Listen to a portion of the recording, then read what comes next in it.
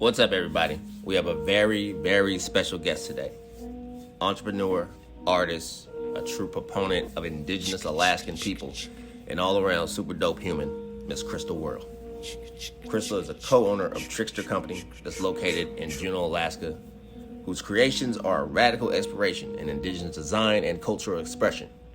She is also a graduate of the Institute of American Indian Arts, and her work has appeared in a number of exhibitions throughout Alaska, the continental U.S., and Europe. I really enjoyed our conversation. Crystal has awesome energy, and I think y'all will enjoy her words of wisdom and her openness. Stay tuned. Night Show.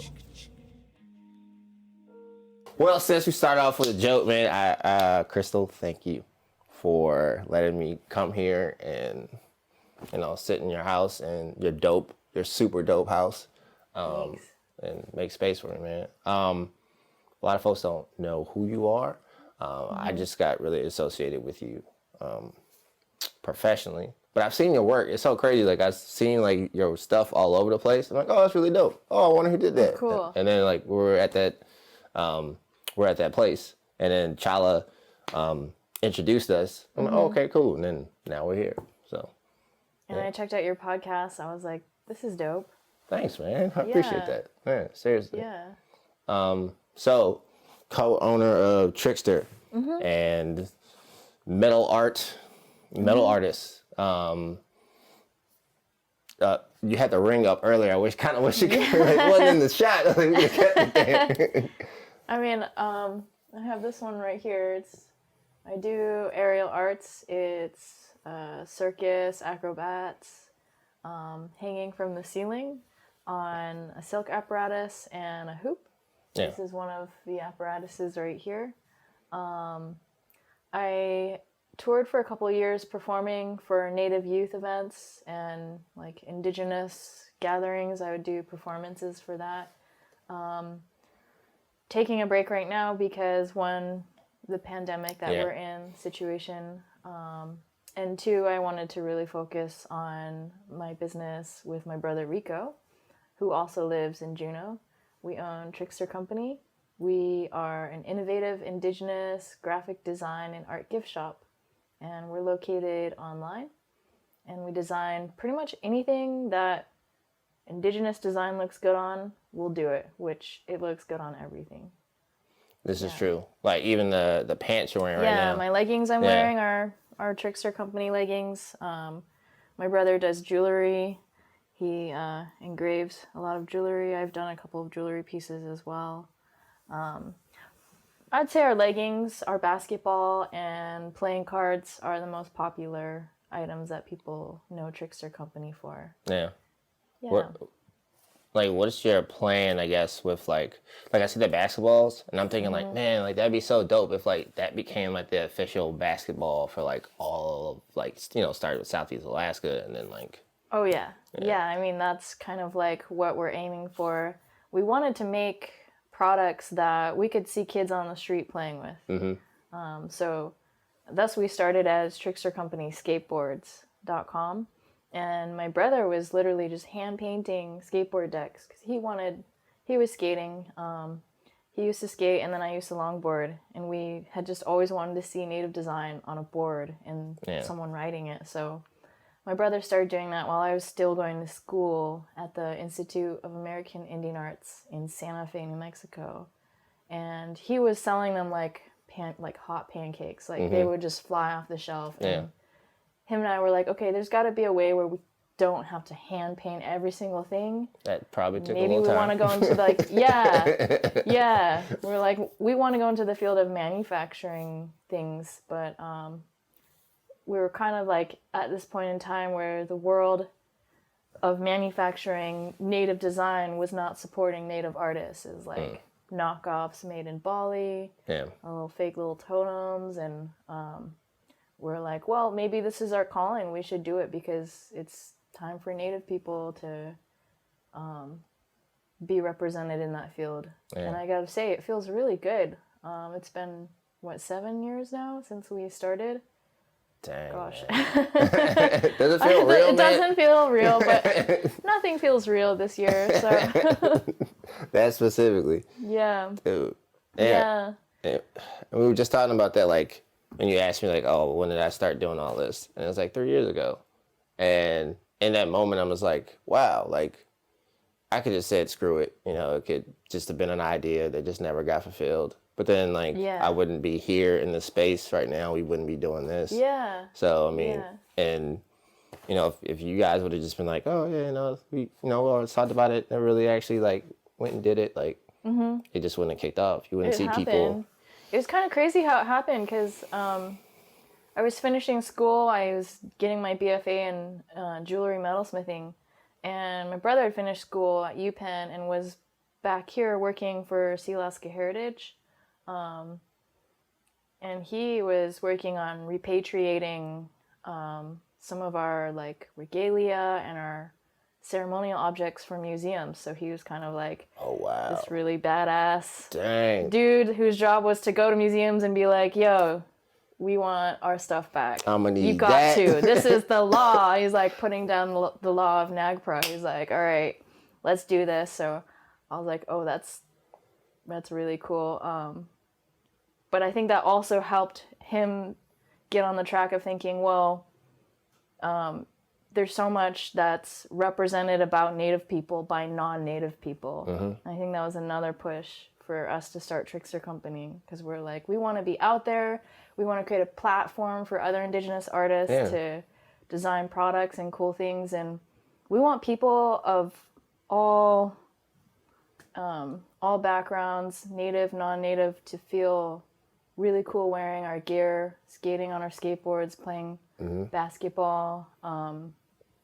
And a part of that comes with teaching people about like cultural appropriation. That's probably like our top question we get, which is cool. It gives us the opportunity to be like, well, this is what cultural appropriation means to us. It's, you know, and how you can help us break it down is by supporting Native artists, making Native art, shopping from places like Trickster Company. And if you go on our website, trickstercompany.com, we do have a list and links to other Native artists that you can support as well. Yeah. Yeah. Yeah, man, that's dope. Like, just even with that, like having a homepage. Oh yeah, if you actually do want to like put in and like actually support, like here's a list of other, you know, companies that are doing what we're doing. Yeah. Yeah. And at the time I'd like finished my degree, my brother was writing out a business plan to open up a gift shop downtown Juneau, selling our artwork. And I had done the exact same thing at school. And we didn't even tell each other. It was just like, we're just aligned with one another. And we both came out with this business plan and we're like, hey, I got to tell you something. I was like, oh, I got to show you this. And we swapped this business plan. We were like, no way. So it just was like, perfect. Okay, I guess we're doing this then. So I finished my degree. I moved back home and worked for recruitment for my school for about a year while he was still working for SHI. And we were like basically trying to start a business while still working for these other jobs because we couldn't just like drop, you know, our income, source of income and start making. So we were working like triple time for a couple years to get Trickster up and going. When we first opened the shop downtown, we had nothing on our shelves except the playing cards. And just like a stack of playing cards. People would come in and be like, what is this place? What are you guys? This is like empty shelves. I'm like, we're Trickster Company. And my brother funded the manufacturing of the playing cards through Kickstarter and crowdfunding. Oh, dang. Yeah. So it was literally just like a compilation of a calling to creating a platform for Native artists, wanting to change the scene, you know, like we didn't like seeing all the shops downtown that would sell knockoff stuff made in Bali or, you know, like non-Native people making Native designs and putting it on everything and then just like selling it as Native art without actually consulting or collaborating or working or representing Native artists. And we were just kind of like, all right, let's just do this. And I'm super proud how far we've gone. Super happy with it. we did have to close our physical shop. One of the reasons was COVID, pandemic. Another reason, we outgrew the shop. We're ready to upgrade to a bigger space. It's a good problem to have. Yeah. Our lease was up, and we're like, all right, this is, the time is telling us we need to step back, close the shop, and just be online. So we're just online for now, but it's really given us opportunity to work on projects that are like on the back burner we couldn't get to, because running a physical shop is like exhausting. Yeah, just like, I have to create all this product, you know, make it meaningful, make it something counting inventory. The hardest part was like letting go of our staff. That sucked, because our team really just were these awesome young people that really just believed in us. They were creative young people. We're still homies and hang out, and I still hire them for helping me vectorize designs and helping me with my individual artist projects. So they're around. It was just really tough to have to let them go. Yeah. But it's temporary though. I mean, you guys gonna get your new shop going off, and when the time is right, we'll find a bigger, better space and reopen, and who knows? Maybe it will be in Anchorage. Maybe it'll be in Seattle. Maybe it will be in Juneau. Who knows? Maybe it'll be in all three. Yeah. Who knows? Maybe we just like have a whole bunch of them. That would be sweet. Man. So right now our warehouse is in Anchorage, where we do, we have a laser cutter. We have a printing machine for transferring images onto fabric. Okay. Yep. So we print our own t-shirts. And the t-shirt printing is new. We wouldn't have been able to do that if we had a physical shop going, because it's just like, we're family owned. It's me and my brother and some of my family that helps us. So it's just kind of, and my stepmom that's in Anchorage helps manage the warehouse. And it's a lot of work. We do our own in-house light manufacturing, where we laser cut our earrings, coasters. I got one coaster right here. We laser cut designs. Oh, that's hard. Yeah, so it's like a lot of assembly, a lot of packaging, a lot of trial and error. Like every single product we come out with takes between 6 months to a year to make, because my brother and I literally start from a sketchbook, like drawing the design. We have to digitize the design in Adobe Illustrator. Yep. We gotta make a design specific to a template, to a product. I think one major difference between us and a lot of other design companies is that we don't just make one image and slap it on everything. We make a specific design fit to each and every single unique product. And then each product is a different manufacturer, whether it's us laser cutting it or we work with another manufacturer to make the leggings in Canada. It's like, takes a whole process of communication, prototyping, trial and error. Well, that's the wrong color. We got to wait another month for it to like ship a new prototype. So with these guys, it was like, there's these little rubber stoppers on the back. We had to do a series of trial and error, finding the right brand of rubber stoppers that wouldn't pop off after it being on. So it's just, and the right kind of lacquer that we put over this that's waterproof, but also still looks really nice and feels quality and is quality. So I think that's like a major difference between us and a lot of other gift shops, is like, we start from ground zero. We're making everything from scratch. Design to product. And then the packaging is like this whole other field of like, how do we make it look nice? How do we eliminate plastic? How do we keep it together? Still trying to be ecologically conscious about like what you're doing. Like yeah. And then we also do wholesale to other gift shops in the United States and Alaska mostly. So we want the items to be pleasing not just to buyers, but gift shop owners. We communicate with a lot of our sellers on what sells, what their customers like, what they like to sell, what the displays look like. So there's a lot of thought put into every item, every collection. And then we also work with other artists, other Indigenous artists around the United States and Canada to collaborate.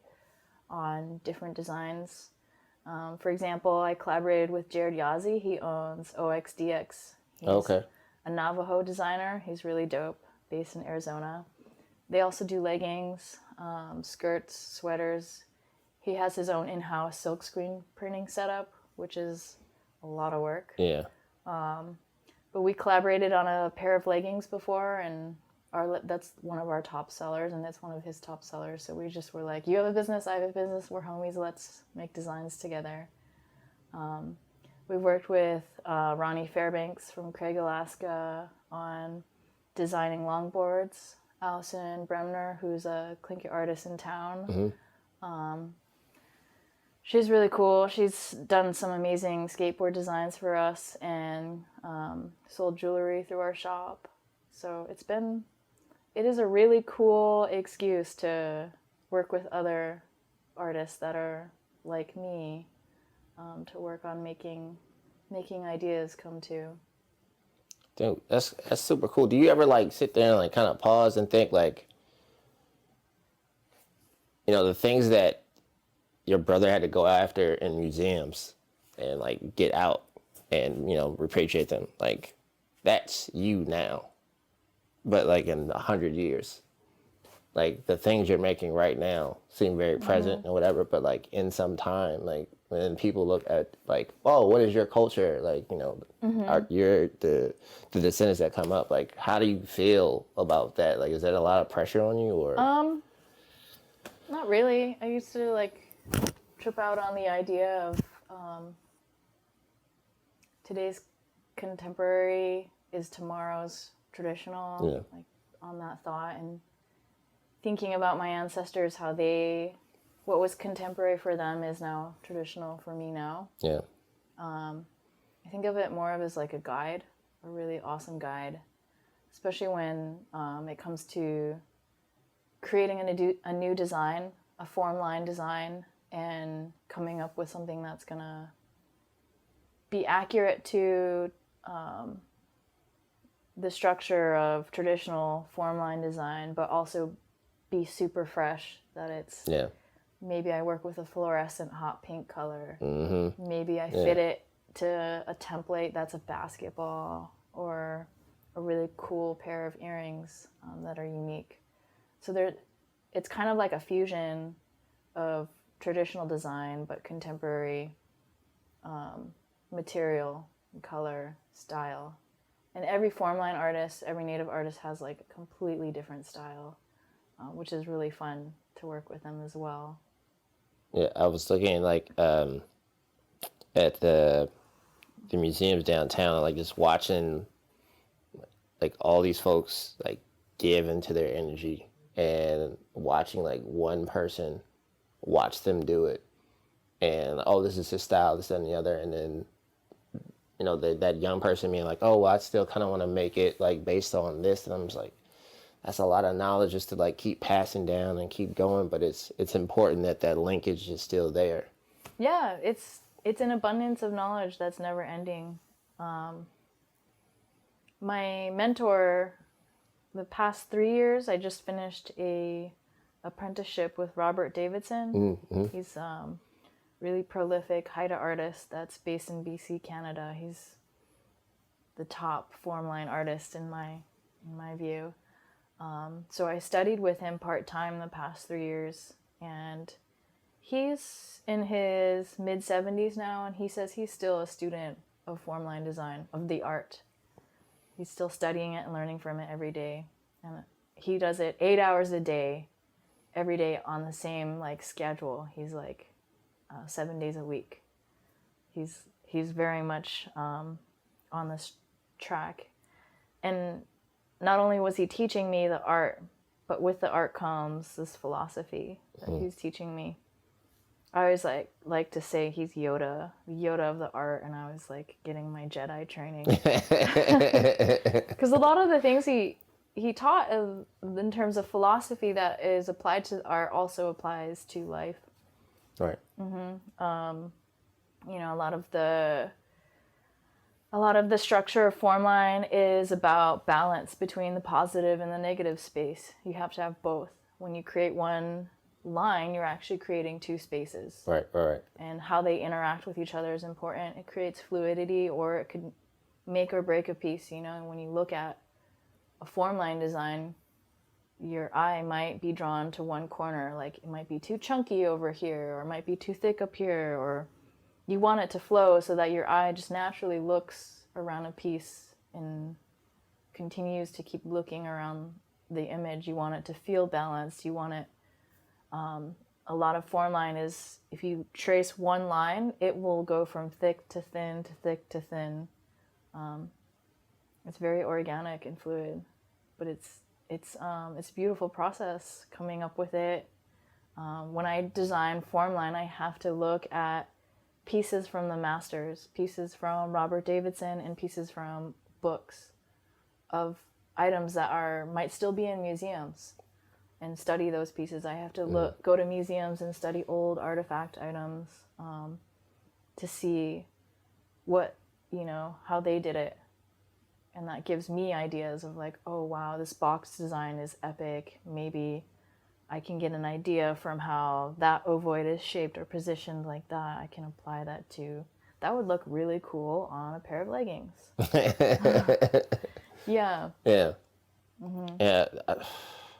How are there like kids like that reach out to you like on a regular basis? It just seems like with all the art that you do, like it's probably like nonstop, like people want to either like work with you, you know, who are just messaging you just to be like, hey, your work really inspires me. I want to be like you when I grow up, you know, stuff like that. Like, yeah, I mean, that's part of the reason why my Instagram and my social media is a very public space. I like to post on my story what I'm doing, where I'm traveling, my shows, my fashion shows, working with other artists, following other artists. Maybe it's a time lapse of my hand drawing something. Mm-hmm.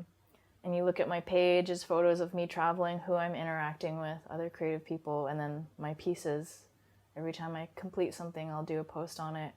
And I do get a lot of young aspiring artists, in particular Native artists and artists of color that are really moved by my work, that reach out to me and say, oh, I really like your work.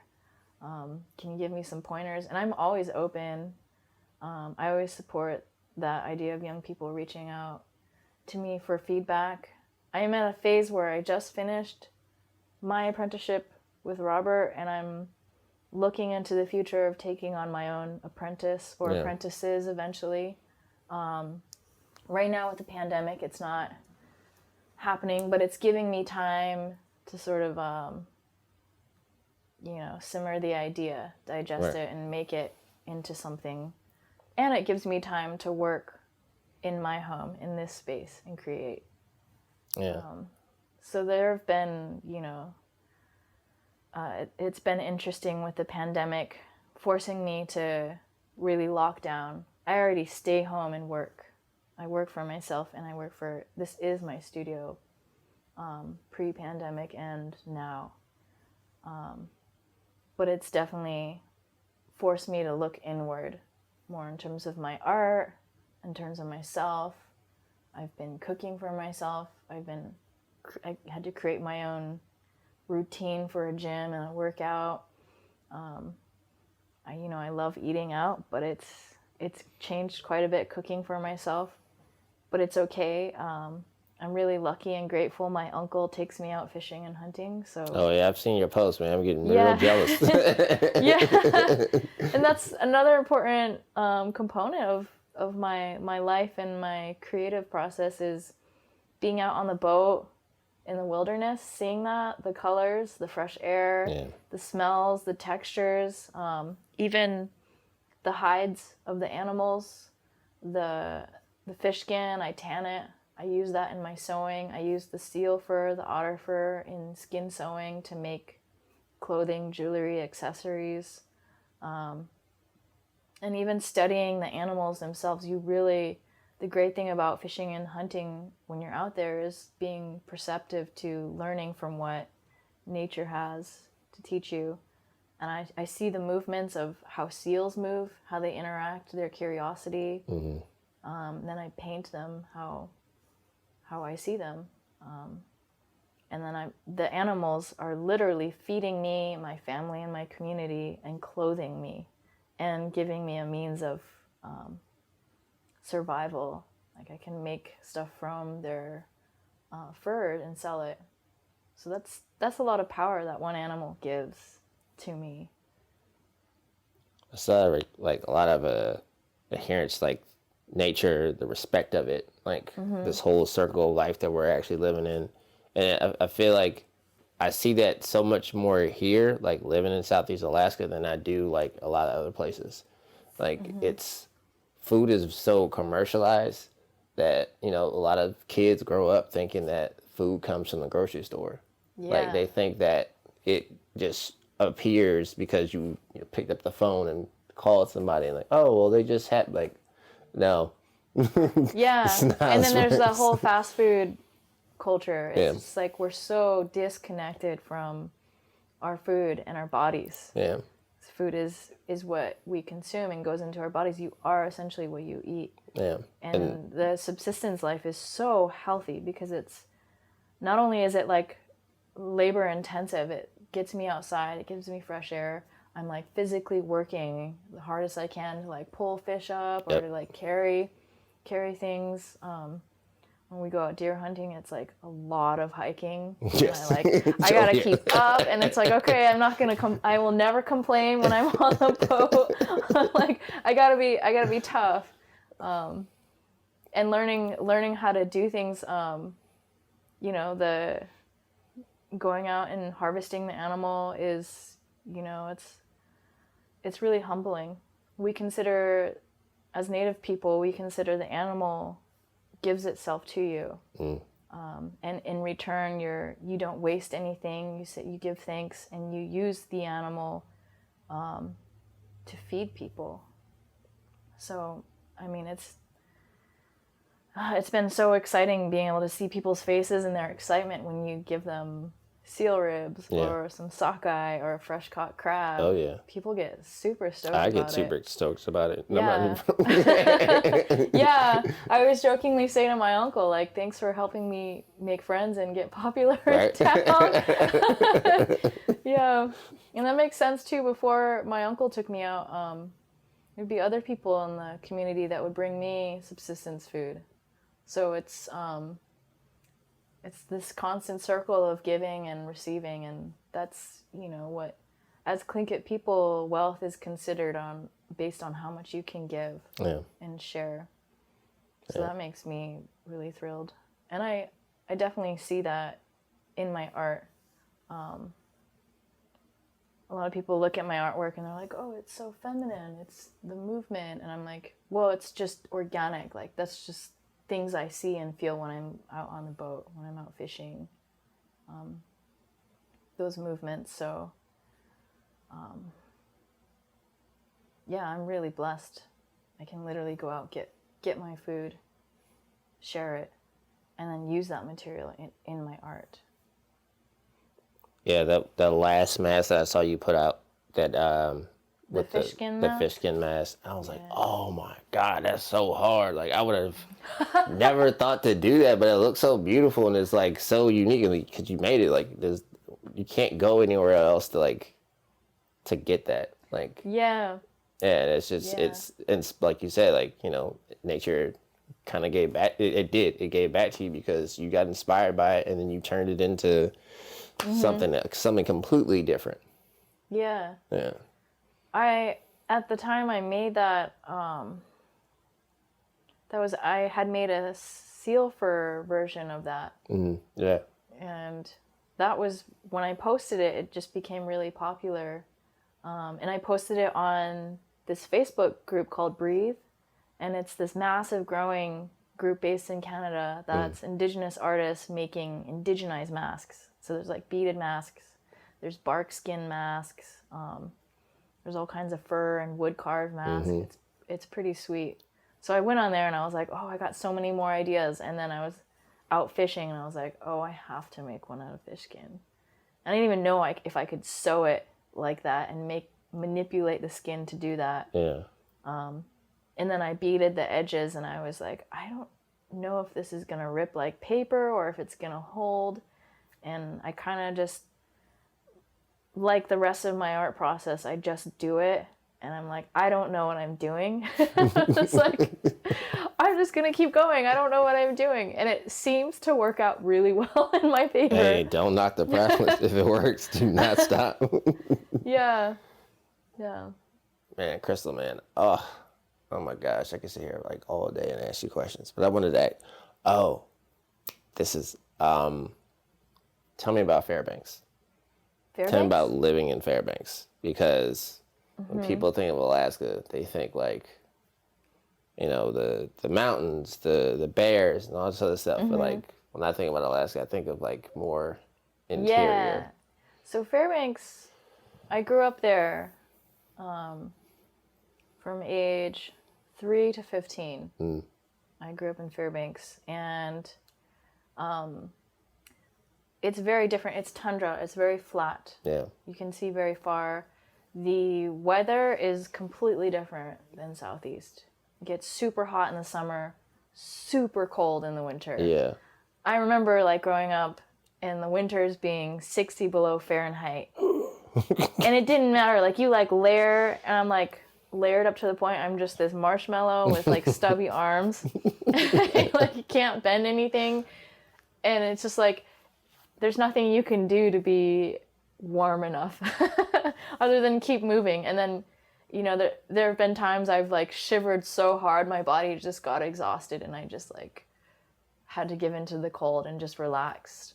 And at that point it just like became really peaceful. Yeah. Like they say when you die of being frozen to death, it's actually quite peaceful. And I'm like, oh, this is nice. See this back. All right, I'm gonna get up and go back in the house now. Yeah. So I think, you know, the cold has, it's pretty intense, but if you can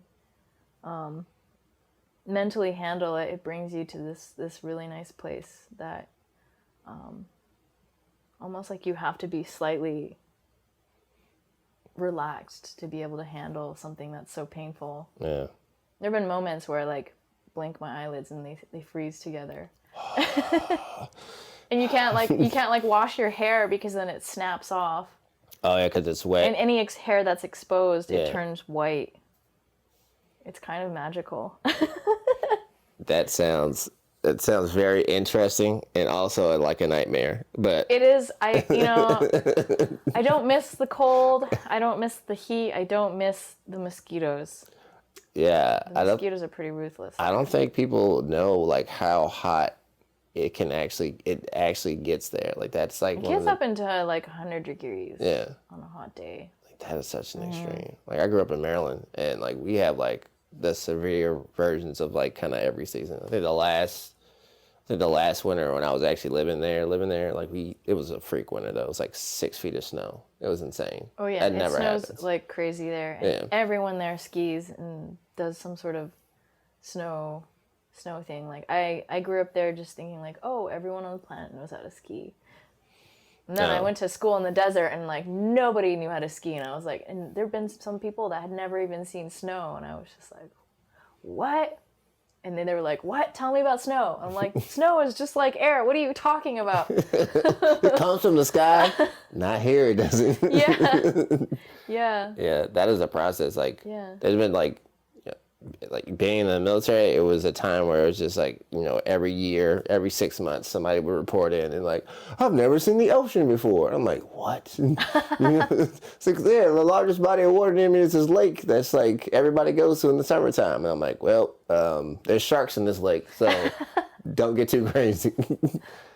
But I mean, Alaska's beautiful. Like there's like you said, in Fairbanks, like you just have like the most extreme summers, and then like the most extreme winters. Yeah, it's such a dynamic, and it amazes me too, because you look at the culture there. It's Dena'ina territory. That's the Athabascan territory. My mom's Athabascan, from Holy Cross, which is in the interior, and then my dad is Tlingit and Filipino from Southeast Alaska, Klakwan. Just next to Haines is where my dad's side of the family is from. Oh, okay. So growing up in Fairbanks, with my mom's side of the family, they're two completely different cultures, but there are a lot of parallels. My mom's side is Athabascan and some Yupik, and you look at their regalia, it's like a lot of fur. Yeah. That's how they survived. They ate tons of moose meat. Gosh, that's like, if there's anything I miss from Fairbanks, it's moose meat and the beadwork. The beadwork there is baller. Okay. Yeah, we got some of the best beaters, our Athabascan beaters. Okay. Yeah. I know about the moose work. I don't know about the beaters, but we can find out. Have you ever had moose meat? Yes. Okay. In Guam, of all places. You had moose meat in Guam? Yeah. How do you have moose meat? Are there moose in Guam? No. There's caribou, but there's no moose. Say to the Spanish, there's caribou. Wow. So I had a guy that born and raised in Alaska, and he went up on a hunt, and he was like, "No, hey man, I'm about to go up to freaking Fairbanks. Like, we about to go hunting. Like, you want to come?" I'm like, "Nope." You want me to leave a tropical island and go play in the snow? No, you go have fun. So he comes back, and he's like, "Yeah, man, we got so much moose meat, blah, blah, blah." So he's had, like, moose sausage, moose steaks, like, all the stuff. And, like, he would bring his wife, him and his wife were both from Alaska, so they used to, like, just bring stuff into work. And I'm like, Alaska, you say? Mm-hmm.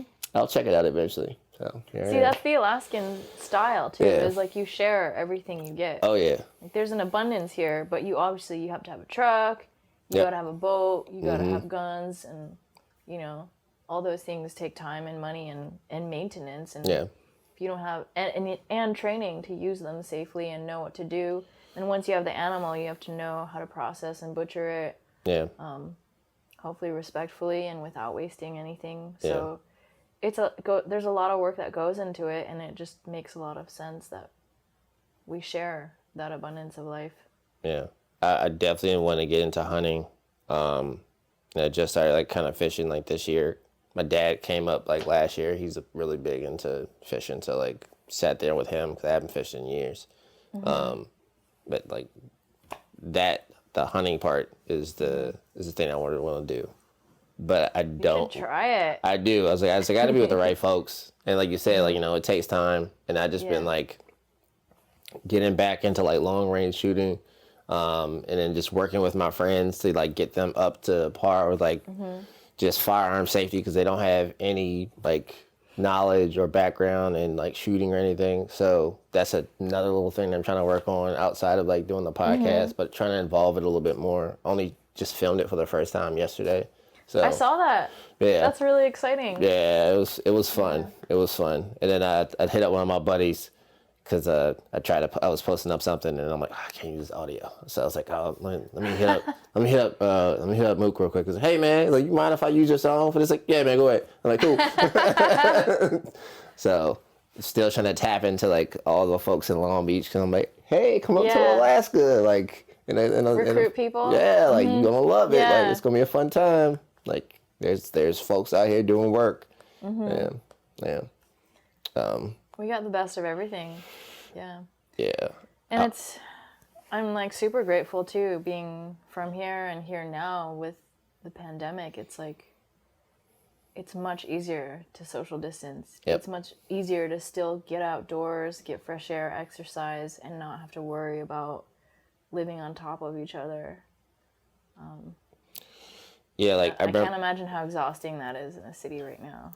Oh, no, my right before I came here, my buddy who's been trying to get to California, who's been trying to get a job in LA, she just finally got a job working with Tesla, and then boom, all this happens, and then the governor's like, you got to go to work and you come home, that's it. And she's, like, stuck in her apartment, and it's just her, and she just moved to California. She has, like, no friends, no social network, and it's just like, that sounds really lonely. So every day she's like, hey, what you doing? I'm like, FaceTime me. It's like, I'm hanging out too, man. But she's like, where are you? I'm like, I'm camping, dog. It's like, there's no more social distancing than going on a hike and, like, setting up a campsite and just, like, chilling. You're like, oh, can't hang out with humans? I'll hang out with some killer whales and seal and eagles. They're out there, they're hanging out. They've been social distancing this whole time. Yeah. trying to mirror nature. Eating salmon dinners with them. Yeah, you know, just going out there and like, oh yeah, here you guys go. Like I can't. It's a little chum. Y'all have it though. You got it. Crystal, man, thank you for agreeing to do this. Like this is super fun. Yeah. I could have talked to you all night, but we both have stuff to do. Yeah. I'm sure. Yeah. But tell folks like where they can see your work, or if there's anything else that like you have coming up. Like, what are you working on? Well, let's see. I just finished a designing for the Capital City Firefighter Rescue. That was so dope. dope. Yeah, that was really exciting. I got to collaborate with Mary Goddard. She's another Tlingit artist that's based in Sitka. And her and I designed one of each side of the ambulance. And actually the unveiling is tomorrow at 9 a.m. It's virtual. So okay. I was like, where? Cool. Virtual. Oh, yeah, COVID. Yeah. But you might see it driving around downtown. Okay. It's up and going now, and they're using it now. It's pretty sweet. And there's form line on both sides. It's really exciting because, 2020, I've really been channeling my career towards public art. And putting it out there, it's been coming back to me.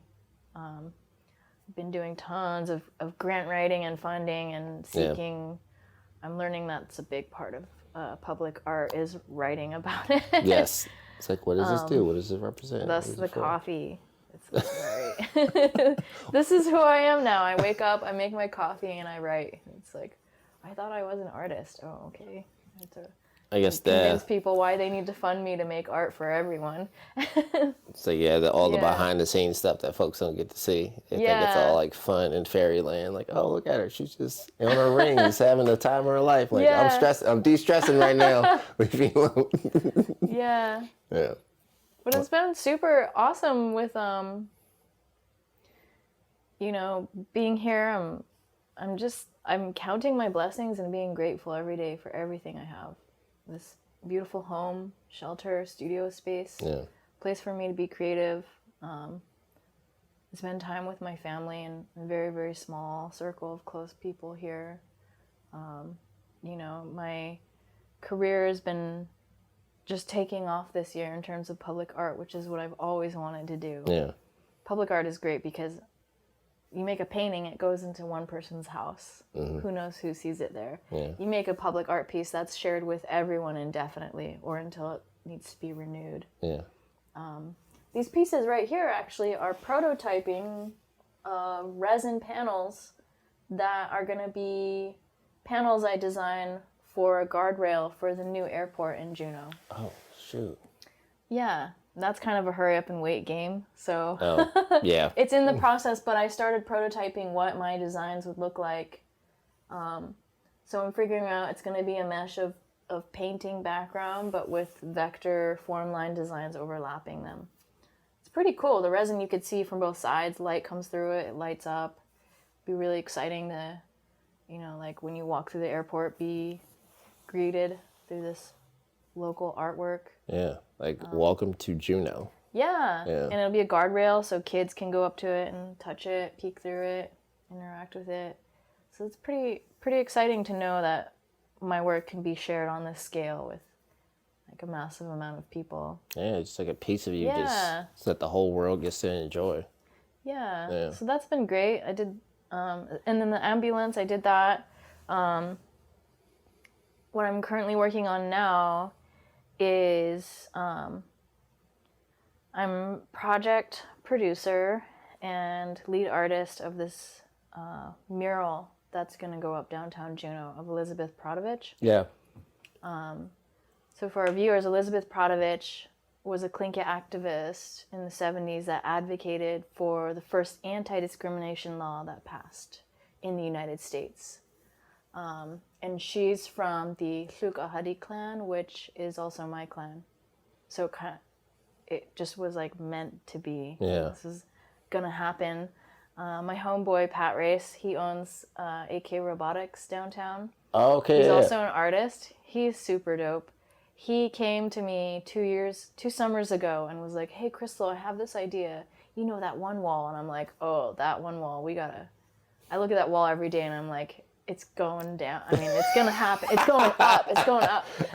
I know. I think I know what wall you speak of. Yeah. It's like, it's just screaming to be repaired. And I think that's the hard part is, the repair is going to be the most expensive part, but it's going to be so worth it. So Pat and I have been working together on making this mural happen. And this year we were like, all right, it's going to happen. It's going to happen.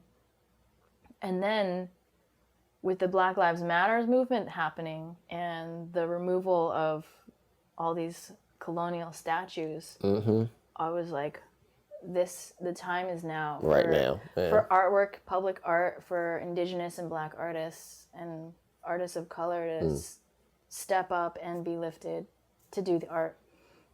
So part of that was like, I want to do this project. I've been wanting to do it for years, but that movement really pushed me to be like, oh, Pat, we're doing this now. Yeah.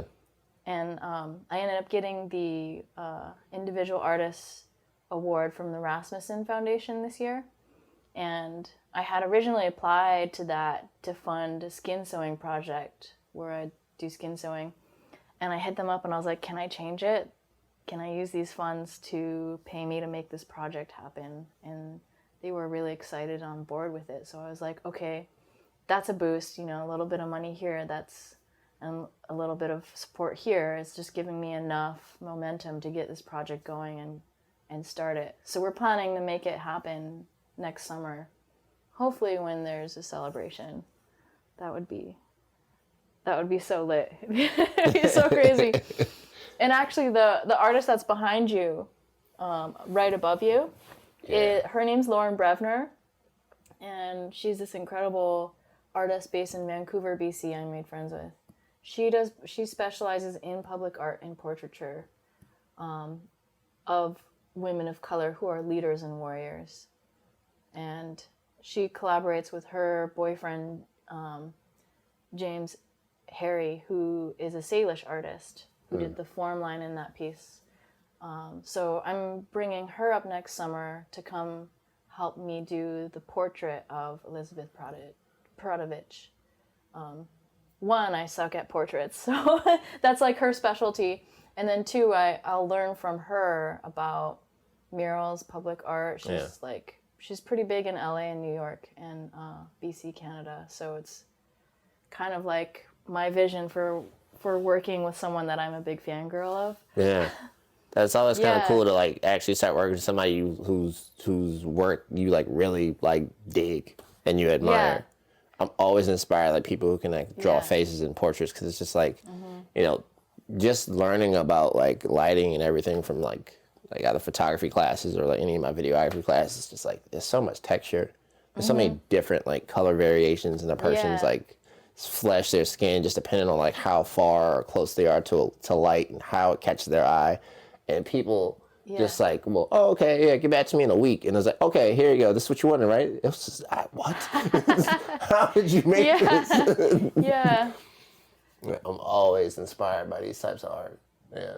I discovered her through Instagram when I was in Vancouver, because I was trying to find Vancouver-based artists that I liked. And I was like, oh, she's a big dog, and I would love to meet her. Yeah. But I knew, like, if I, like, slid into her DM, she's going to just be like, not give me the time of day. Like, who are you? So I, like, over a year, I started messaging her on Instagram, just, like, slowly but surely. Yeah. Trying to lead up to the point where I could eventually be like, hey, you want to meet up sometime? And, like, a year of messaging her, she finally came through, and we had coffee, and we just really hit it off. And we're like, yeah, we're going to do this and that. And I was like, all right, I'm going to bring you up to Alaska someday, and we're going to collaborate. And now it's actually happening. And I'm like, oh, dreams come true. Yes, they do. Just got to do the work to make it make sense. That's all it is. Yeah. Like, if you want to, like, interact and be in certain spaces, just got to do the work. Yeah. And people will appear, opportunities will appear. Like the artwork will just like, hey, you talk about like, yeah, I just kind of do it until. I don't know what I'm doing. I've never been a producer for a project. I'm usually an artist that's brought in. Yeah. But now I'm like the producer. I'm like looking for funds, trying to meet with people and make sure everything's okay to do this, like safety and liability, the scaffolding. I want to have an apprentice when I do it. I want to have Lauren teach a workshop when she's here. And it's like all these crazy facets that I had no idea that I'm just like used to doing the art and grant writing part. And it's like there's so much more. I have no idea what I'm doing. I'm just like running with a blindfold on. I'm like, all right, you know, I might run into a wall, but I'm just going to keep going. I'm just going to keep doing it and, you know, fake it till you make it. Exactly. Like, it was like, ambition! So, okay. 2020, come at me! Let's go! Yeah. Jeez. Oh, It seems to be working in my favor, that method. I think, too, I really believe in the power of, you know, manifesting and projecting positive energy and attracting positive energy. And, you know, when negative things come my way, it's like I have to turn it and, like... Yeah, flip it to a positive. Yeah. Use that. If something, like, hard comes to me or in my path, it's like I have to use and channel that energy, whether it's hard or difficult. I use that into my art and my process. And I make mistakes. I make so many mistakes, and I have to learn from those mistakes. So instead of feeling like held back by a mistake, I have to view it as I'm like falling forward. I'm falling forward. I made a mistake. That just makes me a stronger artist, or I'm going to be better. I've done so many applications for funding, and probably like 90% of them I don't get funding from. But I've been doing it for so many years and so much now that I'm like starting to see like a little bit by bit, these little funds and grants that are coming through. And I'm like, oh, my writing's getting better. My art portfolio is expanding. My art and design is getting better. My network is getting better. And people are starting to learn and recognize what I'm trying to do. I'm like, finally, things are happening. Yeah. So I really believe if you channel your energy, your time, and your effort into something, and you visualize already having done it, visualize the end piece or product or mural already there, already happening, and then you put your efforts into it, it will happen. It can happen. 1,000%. Yeah. Yeah, you're speaking to my soul right now. I wholeheartedly believe in that.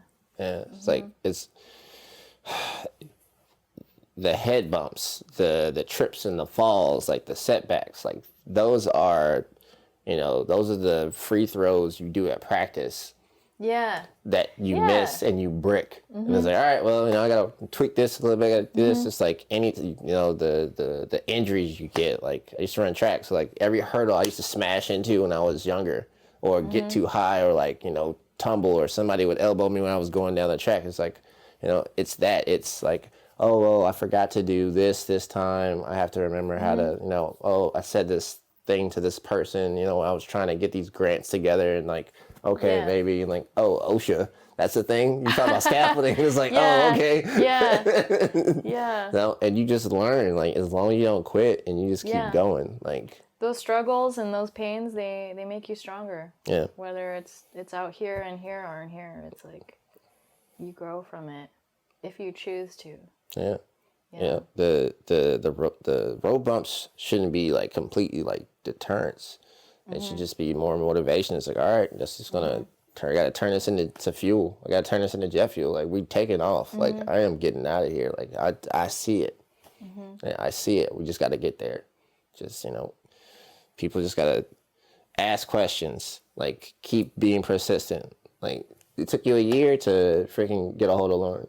To get that meeting, to just get in the space. Yeah. And you had to do all this work. But I visualized visualized being her homie. I'm like, this girl and I, we're gonna be tight. She doesn't know it yet. It's gonna happen. She doesn't know it yet. She just thinks I'm like a freak right now.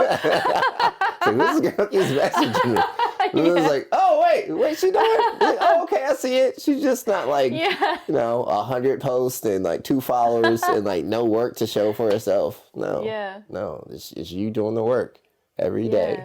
You know, putting in your, you know, 20,000 hours, 10,000 hours, trying to get the mastery going, you know, and Well, I keep thinking about what you were saying about being an apprenticeship. Like, even Robert saying like, "Oh, I'm continuously a student." Yeah. You know, like that mind thought. Yeah. It's just a thought that it's how you think and perceive things. Yeah, because once you master something, right? Master something, then it's just like, oh, okay, well, I have nothing else to learn. Yeah. And then a stagnation, and you don't like the work stop. You start falling out of love with your work. Yeah. And I mean, that's a real thing that happens to artists. Like, I'm Robert sure. is he's so humble. There's something so humbling when you can admit to being a learner and making mistakes and becoming who you are constantly. Yeah. Constantly becoming. It's like, I know that it's really easy to just want to give in and be like, oh, good job, Crystal. Like, I did this, I accomplished this, but it's also, there's this thing that reminds me to be humble of like, oh, this is the next stepping stone to the next great thing. Yep. And I'm excited for the challenge. Yep. I'm excited for that. So for me, it's like, I can't just like be one and done, look at one thing and be like, this is it, this is me, you know, like, it's like, oh, that was such a great experience. I'm super blessed that I got to work with these people, and I'm grateful. I learned in this way, I struggled in this way. But here's how I'm going to become a better artist from it, or how I'm going to help guide other people to learn how to work with artists. I learned half of my job is asking for funding and money, and then the other half is teaching people how to work with artists. And I've been really trying to be more assertive this year about people paying artists on time, respecting the value of artists, and supporting artists like me. Yeah.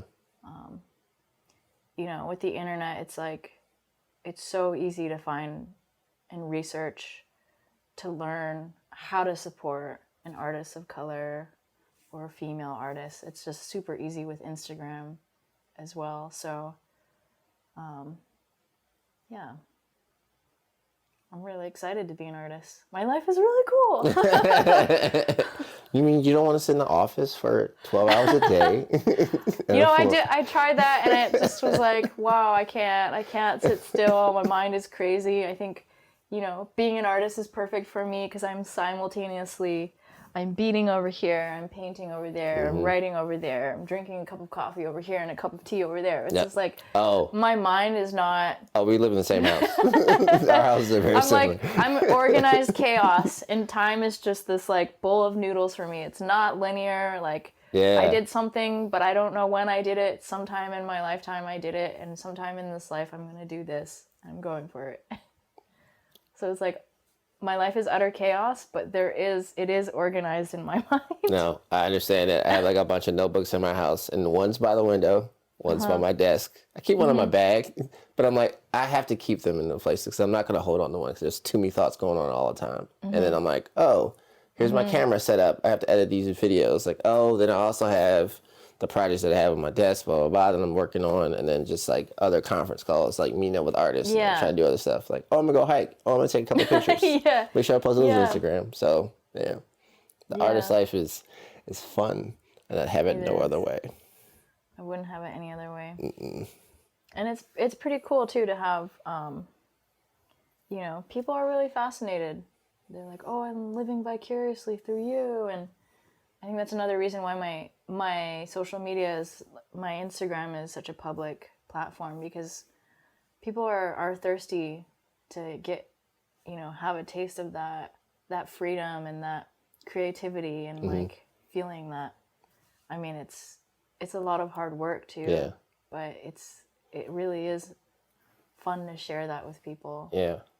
I had a conversation with my friend about that. Like, I was like, you know why girls like Beyonce? And it's just me, just one dude having this like epiphany. Like, it's like because she gives people the permission to be themselves.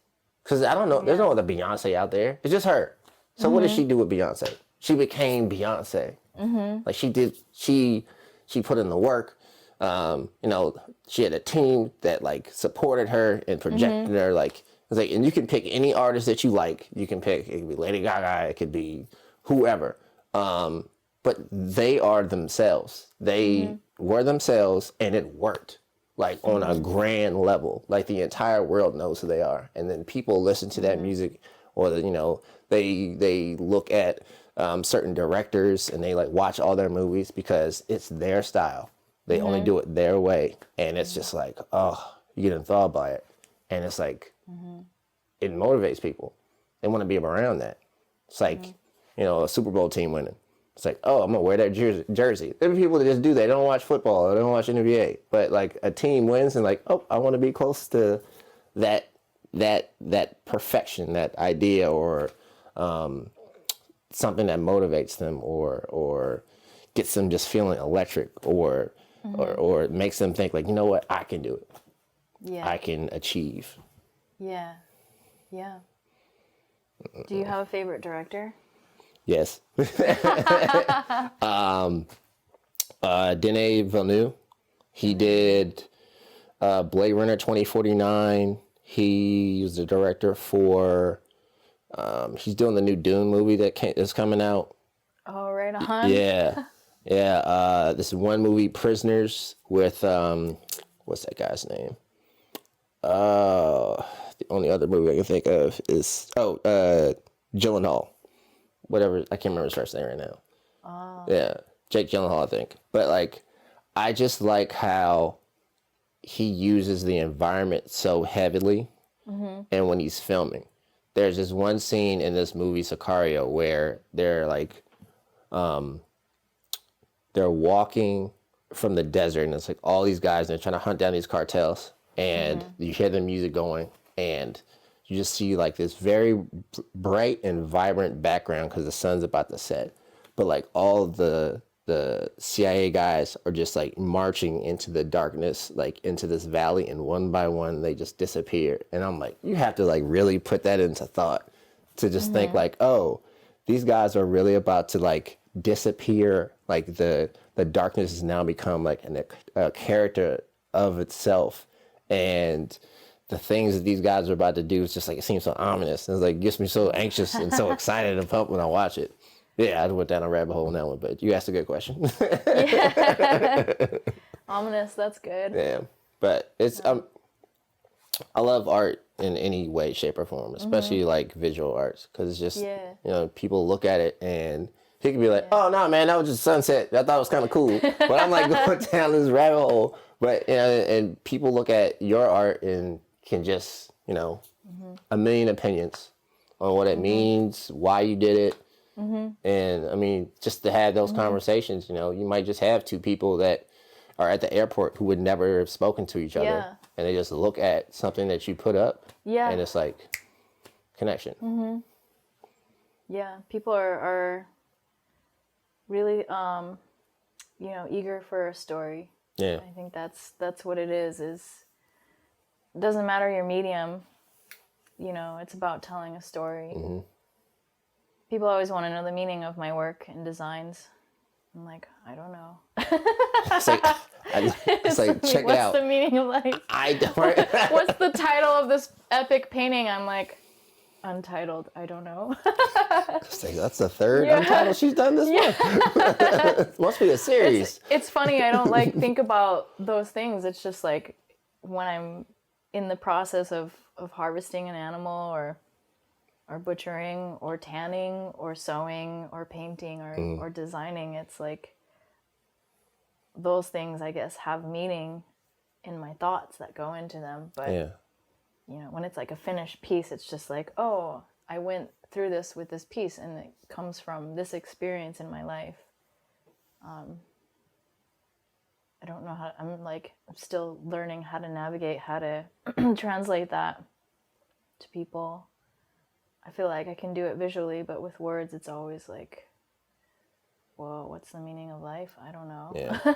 It can be very limiting too. Like just like vocal language, like it can be very limiting, which is why I think that it's very important that, we use these visual aids to like throw ourselves onto a canvas and whatever that canvas may be.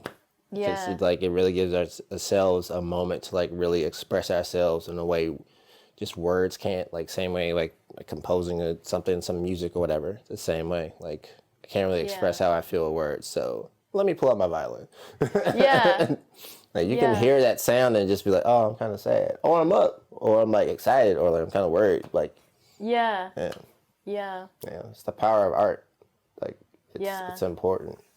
Like, it's necessary. Mm-hmm. It's how we keep our stories alive. I sure like being an artist. It's at times can be very liberating and empowering, and it makes me feel like a strong person. Other times, like, it makes me feel like a not good person. What do you mean? I feel like for me as an artist, it's sort of like this roller coaster, this emotional roller coaster of like, wow, one day my art's just great. I feel great. I'm on top of the world. And then the next day it's like, wow, I'm a shit artist. Wow. That is a peak in a valley. Wow, I don't feel good. It's like, man, what am I doing with my life? And then it's like, oh, I'm doing this. Okay, keep going forward. And it's just like this up and down roller coaster of like this emotional ride. But I think that's just like a part of it. Like it goes back to finding balance between those emotions and acknowledging like, oh, you know, for every one good painting I have like a pile of, I call it the timeout pile. So it's like not every single piece of art I make is like perfect and beautiful. It's not like I snap my fingers and make this thing. I mean, sometimes that happens and I'm like, wow, I can't believe I just did that. But most of the time it's like I make 10 really crappy things. And it's like, oh, okay, I need to make this next one better in this way. Oh, okay, I make it like a 9th time. And it's like, oh, well, all this works, but there's one more thing that needs to be added. By the 10th time, it's like, oh, finally I have these pair of earrings that are quality. They look good. They're not going to break. I have so much ugly art that's in timeout. It's just a part of it. It's like I'm not a magician, but... Right. And those are the brick shots. Those are shots you don't make that nobody gets to see.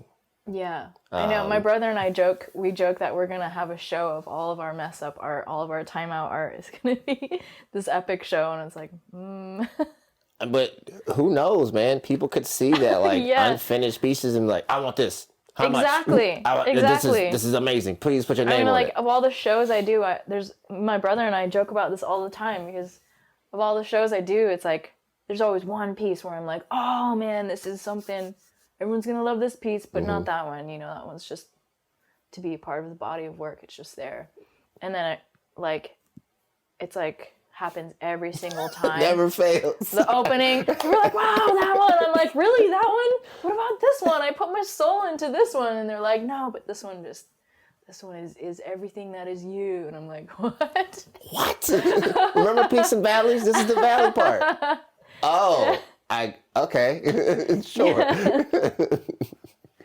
Yeah. Oh my gosh. I think that's like every artist. I feel like everybody has to go through that. It's just, I know I've definitely been in those moments where it's just like, just stick to the 9 to 5, dude. Just hang it up.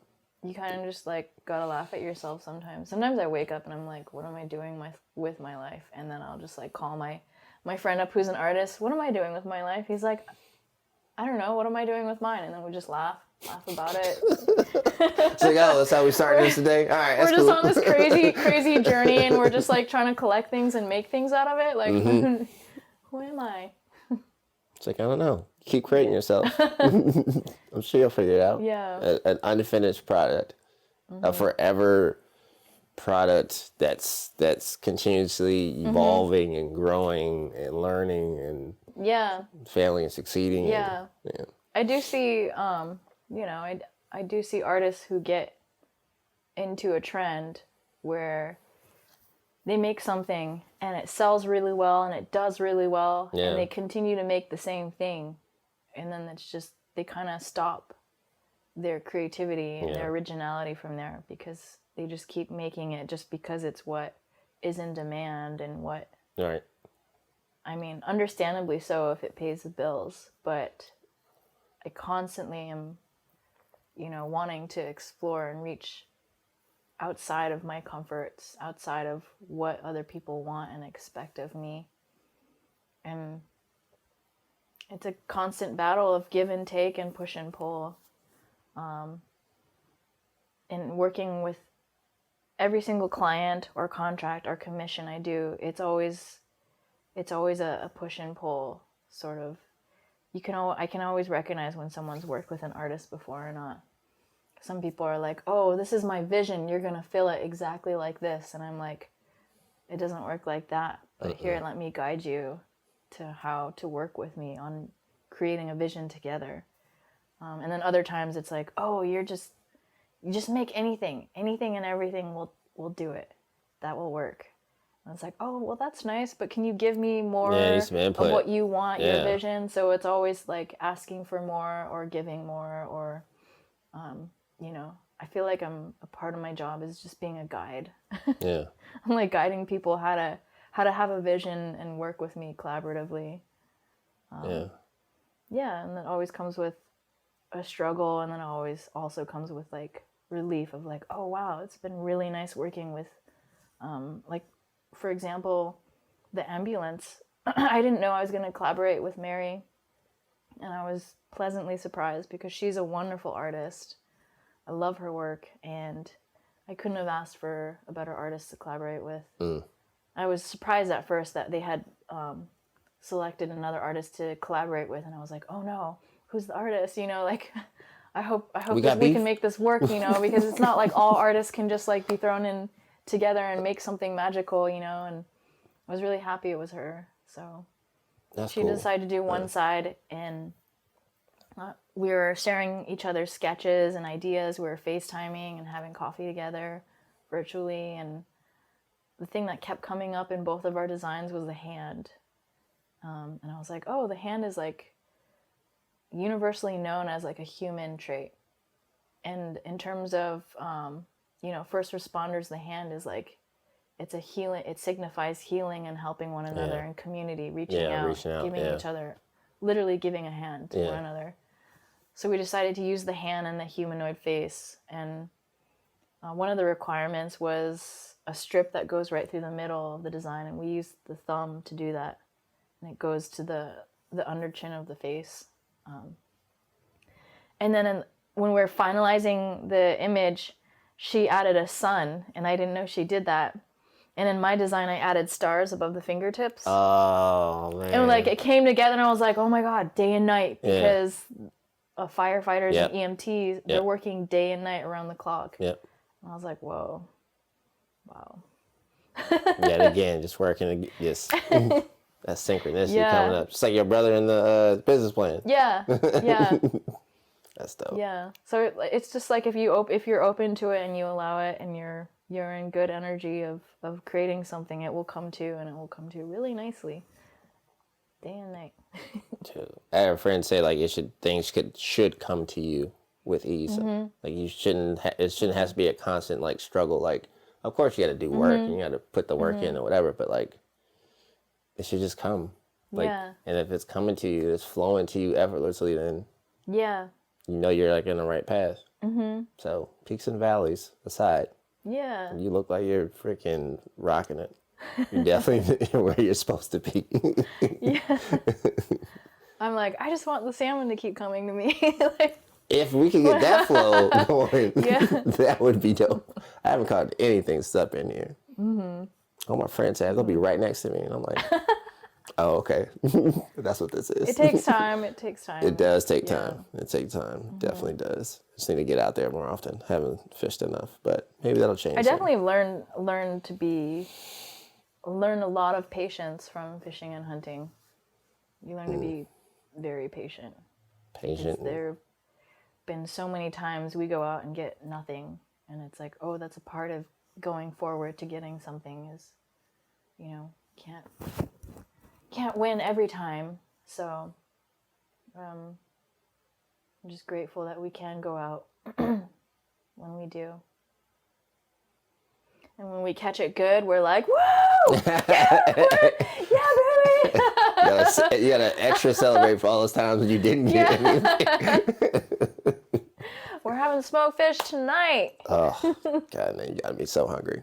Mm-hmm. Okay, all right. With that, we gotta stop here because we will keep going. On that note, it's dinner time. It's dinner time.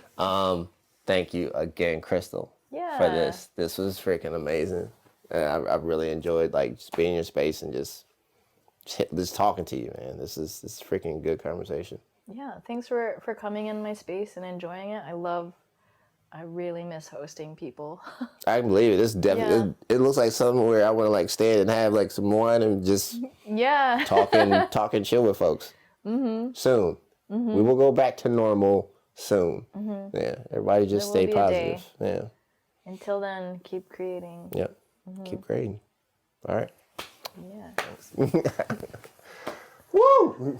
And look at you. You look so cool.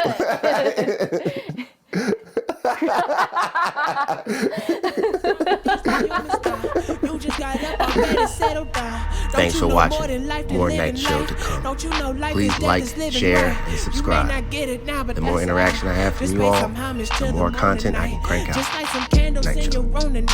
Maybe some shrooms, I'm lucid, do you right. King of the damned, king of the night. This is the running of the wolves tonight. Ooh, you should be watching me. You should be threatened. And I don't need no weapons when my soul is so dangerous. You sold your soul, you angel dust. You do your thing, yeah, but you ain't for us.